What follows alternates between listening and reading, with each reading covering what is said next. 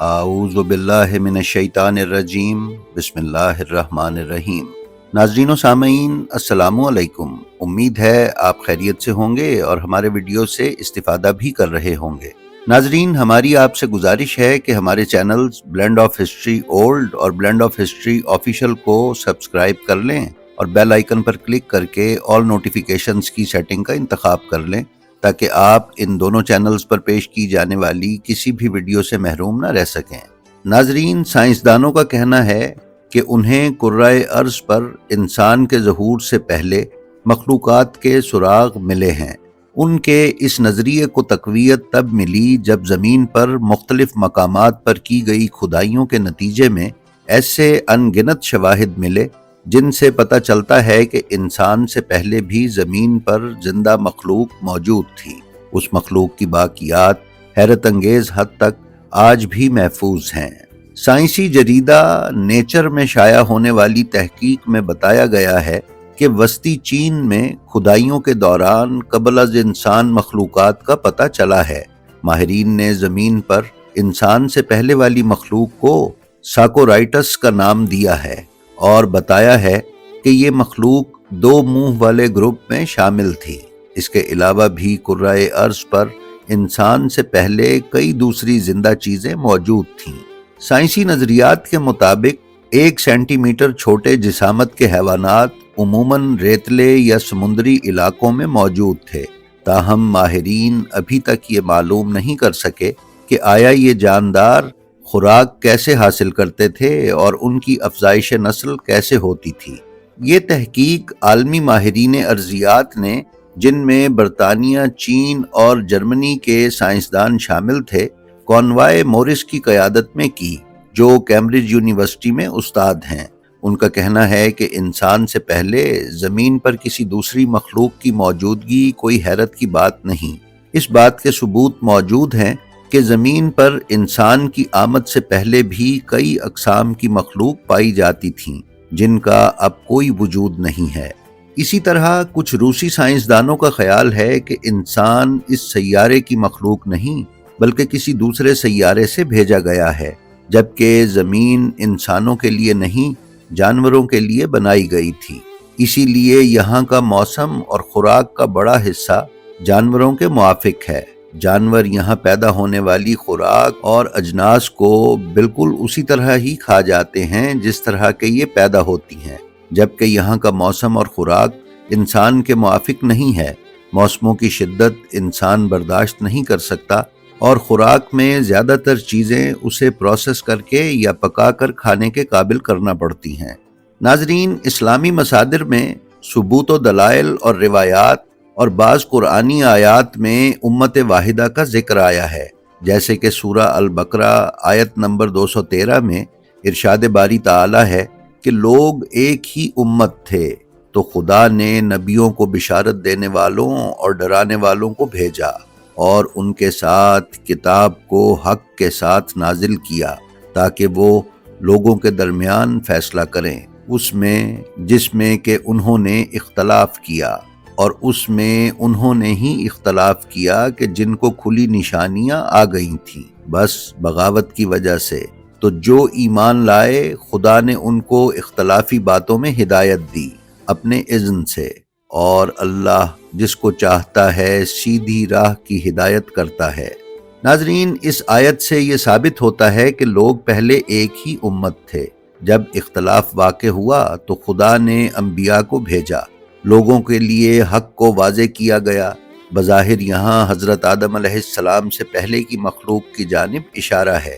اس کی تائید میں بہت ساری احادیث ہیں جن میں ہمیں یہی مفہوم ملتا ہے کہ حضرت آدم علیہ السلام سے پہلے بھی کئی آدم تھے۔ ہم ان میں سے کچھ مثالوں کا ذکر یہاں کریں گے تاکہ آپ کو سمجھنے میں آسانی ہو سکے۔ شیخ صدوق کی کتاب علل الشرائع صفحہ 104 تا 105 پر حضرت امیر المومنین علیہ السلام کا ایک فرمان درج ہے کہ اللہ تبارک و تعالی نے جن اور نسناس کے 7000 سال روئے زمین پر زندگی بسر کرنے کے بعد چاہا کہ اپنے ہاتھ سے ایک مخلوق پیدا کرے۔ پھر فرمایا کہ اللہ نے جب چاہا کہ آدم کو خلق کرے جس کے لیے آسمان و زمین کی تقدیر و تدبیر کی گئی ہے، تو آسمانوں کے طبقوں کا پردہ اٹھا کر فرشتوں سے فرمایا، اہل زمین کی طرف دیکھو، میری خلقت میں سے جن اور نسناس کو۔ ناظرین، یہ ایک طویل روایت ہے جس کا ہم نے صرف ایک حصہ آپ کی خدمت میں پیش کیا ہے۔ نسناس سے مراد انسان اور بندر کے درمیان کی مخلوق ہے۔ نسناس کے حوالے سے کتاب الکافی کی جلد 8 کے صفحہ 244 تا 245 پر ایک اور حدیث میں بیان کیا گیا ہے کہ امام زین العابدین علیہ السلام فرماتے ہیں کہ ایک شخص جناب امیر المومنین علیہ السلام کے پاس آیا اور کہنے لگا کہ اگر آپ عالم ہیں تو مجھے لوگوں کا بتائیں اور لوگوں جیسوں کا بتائیں اور نسناس کا بتائیں۔ تو امیر المومنین علیہ السلام نے امام حسین علیہ السلام سے فرمایا، اے حسین، اس شخص کو جواب دیجئے۔ تو امام حسین علیہ السلام نے فرمایا کہ رہی تمہاری بات نسناس کی تو وہ سواد اعظم ہیں، اور انہوں نے اپنے ہاتھ سے لوگوں کی جماعت کی طرف اشارہ کیا۔ پھر فرمایا، وہ چوپایوں جیسے ہیں بلکہ اس سے بھی رستے سے بھٹکے ہوئے ہیں۔ ناظرین، اس سے معلوم ہوتا ہے کہ امام نے نسناس کو جانوروں سے تشبیہ دی ہے جو ظاہر میں انسان نما ہوں۔ کتاب تاج العروس میں ابو ہریرہ کی روایت کے مطابق بعض صحابہ سے بھی نسناس کے متعلق مروی ہے کہ یہ انسان نما مخلوق تھے۔ شیخ صدوق کی کتاب الخصال کے صفحہ 652 پر بیان کیا گیا ہے کہ حضرت جابر جوفی کہتے ہیں کہ میں نے امام محمد باقر علیہ السلام سے اللہ عز و جل کے فرمان، تو کیا ہم پہلی مخلوق سے تھک گئے ہیں بلکہ یہ نئی مخلوق کے متعلق شک میں ہیں۔ اس فرمان کا جب امام محمد باقر علیہ السلام سے پوچھا تو امام باقر علیہ السلام نے فرمایا، اے جابر، اس کی تعویل یہ ہے کہ اللہ عز و جل اس مخلوق اور اس عالم کو فنا کر دے گا اور جنتیوں کو جنت میں ٹھہرائے گا اور جہنمیوں کو جہنم میں۔ پھر اللہ عز و جل ایک نیا عالم بنائے گا جو یہ عالم نہیں ہوگا، اور اس عالم کو نیا ایسے بنائے گا کہ اس میں نر یا مادہ نہیں ہوں گے۔ وہ اللہ کی عبادت کریں گے اور اس کی توحید کو مانیں گے، اور ان کے لیے وہ ایک زمین بنائے گا جو یہ والی زمین نہیں ہوگی، وہ ان کو اٹھائے گی، اور ایک آسمان بنائے گا جو اس طرح کے آسمان جیسا نہیں ہوگا جو ان کو سایہ دے گا۔ شاید تمہیں لگتا ہے کہ اللہ عز و جل نے بس یہی ایک عالم بنایا ہے، اور تمہیں لگتا ہے کہ اللہ عز و جل نے تمہارے علاوہ کوئی بشر خلق نہیں کیا۔ خدا کی قسم، اللہ نے 10 لاکھ جہان بنائے اور 10 لاکھ آدم بنائے، اور تم ان جہانوں اور ان آدموں میں سے آخری ہو۔ ناظرین، تفسیر العیاشی جلد 1 صفحہ 29 پر حشام بن سالم سے روایت ہے کہ امام جعفر صادق علیہ السلام نے فرمایا کہ فرشتے اپنی بات کو نہ جانتے تھے، اس لیے اللہ سے سوال کیا کہ کیا تو زمین میں ان لوگوں کو خلیفہ بنائے گا جو فساد کریں گے اور خون بہائیں گے؟ پھر امام نے فرمایا کہ اگر انہوں نے یعنی فرشتوں نے پہلے ہی ان لوگوں کو نہ دیکھا ہوتا جو زمین میں خون بہا رہے تھے تو وہ خدا سے یہ سوال نہ کرتے۔ صدوق کی کتاب الخصال کے صفحہ 639 پر امام جعفر صادق علیہ السلام سے مروی یہ فرمان درج ہے، جس میں امام نے فرمایا کہ اللہ نے 12,000 جہان بنائے ہیں، اور ہر جہان 7 آسمانوں اور 7 زمینوں سے بڑا ہے۔ ان جہانوں کے رہنے والوں میں سے کوئی بھی یہ نہیں سمجھتا کہ اللہ نے کوئی اور بھی دنیا بنائی ہے، اور میں ان سب پر اللہ کی حجت ہوں۔ کتاب الاختصاص صفحہ 50 پر اسی سلسلے میں حضرت عبداللہ ابن عباس فرماتے ہیں کہ آدم سے پہلے زمین پر کون آباد تھا؟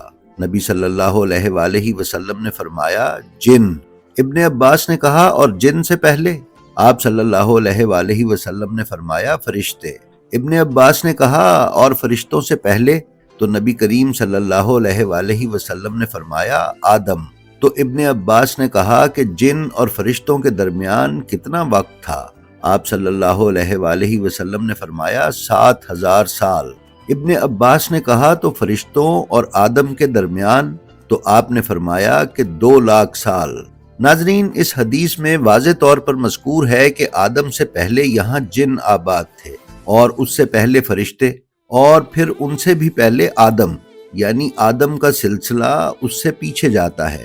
تفسیر عیاشی جلد 1 صفحہ 104 پر یعقوب بن شعیب کی روایت بیان کی گئی ہے کہ انہوں نے کہا کہ میں نے امام صادق علیہ السلام سے اس آیت کے متعلق پوچھا کہ لوگ ایک ہی امت تھے، تو امام صادق علیہ السلام نے فرمایا کہ آدم سے پہلے اور نوح کے بعد وہ سرگرداں تھے، تو اللہ کو بدع ہوا، پس اس نے نبیوں کو بھیجا، بشارت دینے والے اور ڈرانے والے۔ جان لو، اگر تم ان لوگوں سے ملو گے تو یہ کہیں گے کہ یہ ابھی تک ہو رہا ہے، مگر انہوں نے جھوٹ بولا ہے۔ یہ تو ایک چیز تھی جس میں اللہ کو بدع ہوا ہے۔ ناظرین، بدع کے معنی یہ ہیں کہ اللہ تعالیٰ اپنے فیصلے سے رجوع کرے یا اپنے فیصلے کو تبدیل کرے۔ ناظرین، اس حدیث میں بھی معصوم نے آدم سے پہلے کے لوگوں کی بات کی ہے۔ کتاب الخصال کے صفحہ 358 تا 359 پر بیان کردہ روایت میں محمد بن مسلم کہتے ہیں کہ میں نے امام محمد باقر علیہ السلام کو فرماتے سنا کہ اللہ عز و جل نے جب سے زمین کو خلق کیا ہے اس میں 7 عالم خلق کیے ہیں، وہ اولاد آدم میں سے نہیں ہیں۔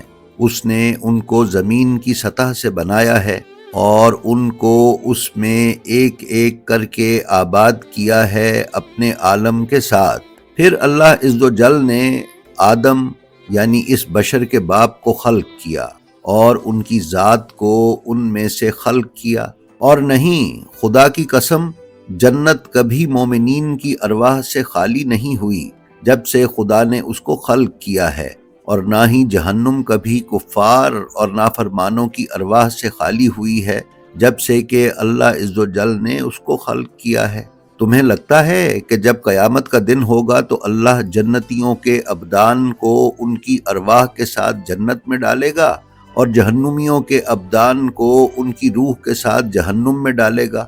تو اللہ عز و جل کے شہروں میں اس کی عبادت نہیں کی جائے گی، اور نہ ہی وہ کوئی مخلوق بنائے گا جو اس کی عبادت کرے گی اور اس کی توحید مانے گی اور اس کی تعظیم کرے گی۔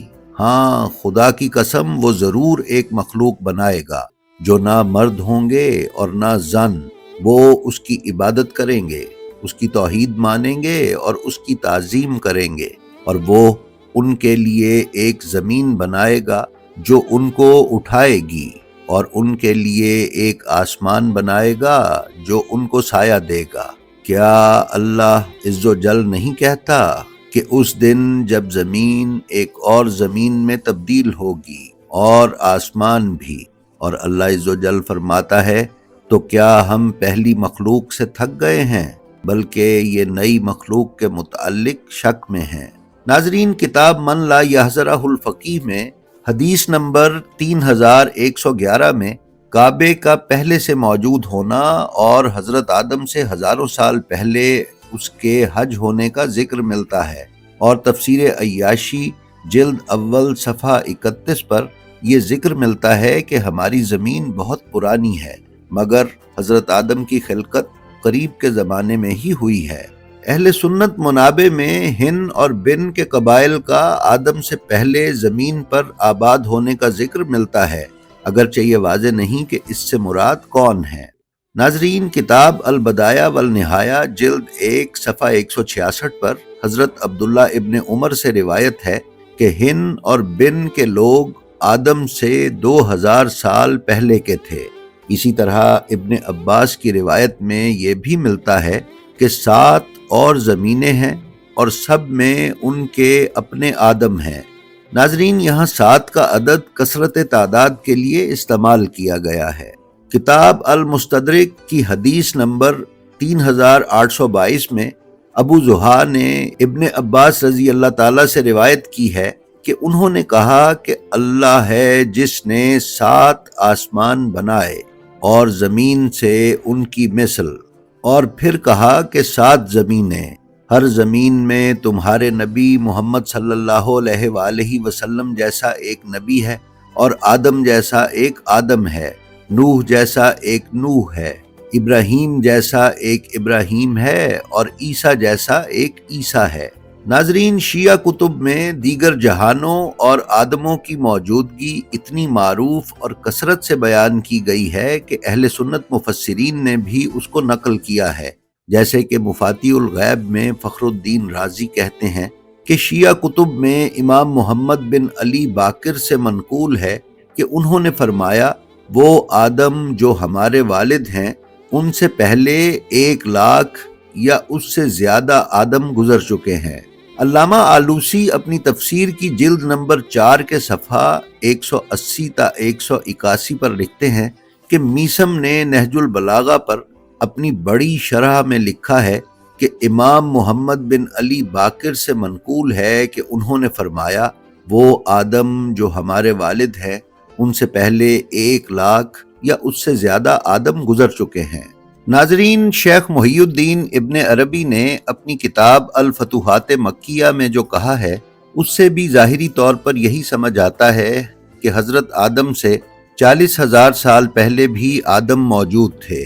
محی الدین ابن عربی کی جس روایت کو علامہ آلوسی نے بیان کیا ہے اس میں ابن عربی کہتے ہیں کہ میں نے اپنے خواب میں طواف میں ایک شخص کو دیکھا، اس نے مجھے بتایا کہ وہ میرے اجداد میں سے ہے، اور اس نے خود کا نام لیا، تو میں نے ان سے ان کی موت کا وقت پوچھا۔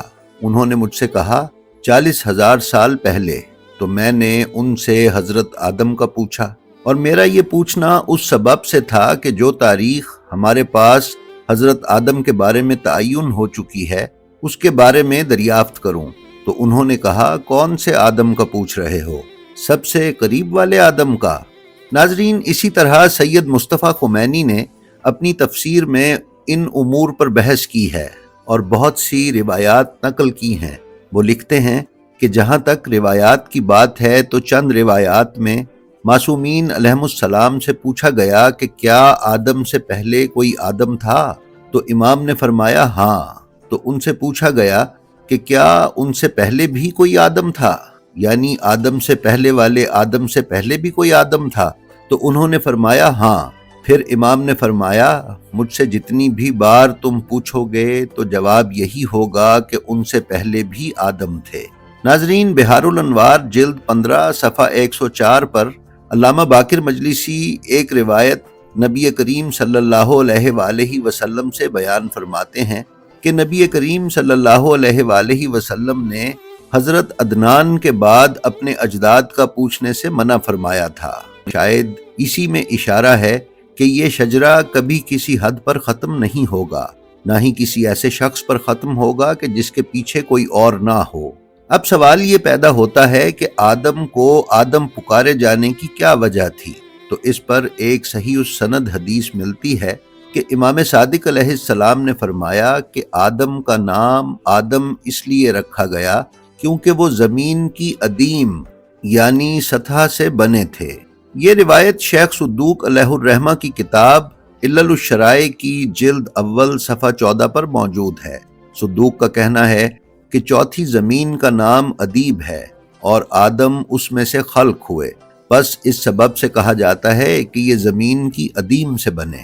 اسی طرح کی بات اہل سنت کتاب المستدرک میں بھی موجود ہے، لہٰذا تمام آدم زمین کی سطح سے خلق ہوئے، بلکہ حضرت حوا کے متعلق علل الشرائع میں ہی صفحہ 2 پر ایک حدیث موجود ہے کہ وہ جاندار سے خلق ہوئی ہیں، لیکن اس حدیث کی سند ضعیف ہے۔ تاہم ناظرین، حضرت حوا کی اس حدیث کی تائید میں جدید سائنس کے دلائل موجود ہیں، جیسا کہ ہم نے اس ویڈیو کے شروع میں بیان کیا تھا کہ سائنسی شواہد سے لاکھوں سال پرانی ہڈیاں سامنے آئی ہیں، جن سے ہمیں یہ پتہ چلتا ہے کہ ہم سے پہلے بھی انسان نما مخلوقات اس دھرتی پر موجود تھیں۔ یہ امر ہماری اس بات کو تقویت دیتا ہے، اور یہ فقط اس زمین کی بات ہے۔ اس کائنات میں کھربوں سیارے ہیں اور بہت بعید ہے کہ صرف ایک ہی سیارے کے یہ حالات ظاہر ہوئے کہ ادھر زندگی وجود میں آئی، جبکہ دیگر عوالم میں بھی ذی شعور مخلوقات کا ہونا روایات میں وارد ہوا ہے۔ اس پر اور بھی بہت سی روایات موجود ہیں۔ تفسیر قمی میں بھی جلد 2 صفحہ 409 پر ابن عباس سے مروی ایک روایت ہے کہ 300 سے زیادہ عوالم وجود رکھتے ہیں، لہٰذا یہ آدم کی خلقت اور مختلف کائناتوں کا تسلسل ہمیشہ سے جاری ہے اور چلتا رہے گا، اور ہم خدا کے اس کام میں پہلی مخلوق نہیں ہیں، نہ ہمارے جد پہلے آدم ہیں، بلکہ قرآن کی بہت سی آیات سے یہ لگتا ہے کہ خدا ہمارے بعد بھی بہت سے جہان اور مخلوقات کو پیدا کرے گا۔ جی تو ناظرین، یہ تھی ہماری آج کی ویڈیو۔ ہماری جو ویڈیو آپ کو پسند آئے اس کا لنک اپنے حلقہ احباب میں شیئر کر کے علوم محمد و آل محمد علیہ السلام کی ترویج و اشاعت میں ہمارے حصے دار بنیں۔ آپ اپنا اور اپنے متعلقین کا بے حد خیال رکھیں اور خلق خدا میں آسانیاں تقسیم کرتے رہیں۔ خدا آپ کا حامی و ناصر ہو۔ السلام علیکم۔